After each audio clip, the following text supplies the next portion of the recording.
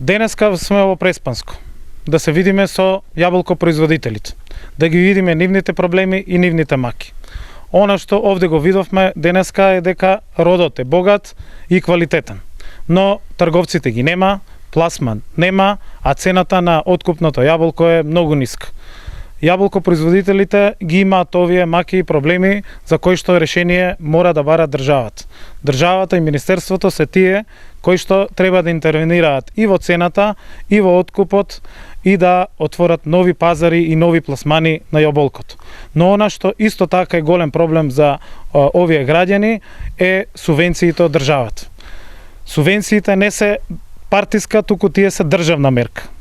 И повторно, денеска бидејќи е декември, може да констатираме дека субвенциите за овоштарите и за лозарите повторно доцнат. Во програмата на Никола Груевски и на Зоран Ставревски, подпишана од владата, се вели дека крајниот рок за почеток на исплата на субвенциите на овоштарите и лозарите е ноември. Денес овде се увидовме дека ниту еден земјоделец, ниту еден јаболкопроизводител нема добиено субвенции за 2015 година. Но ни се пожалија и многу други луѓе дека и за 2013 и за 2014 не ги добиле субвенциите во целост, односно истите не им се исплатени. Затоа од тука апелираме субвенциите за јаболкопроизводителите да започнат веднаш. Благодарам.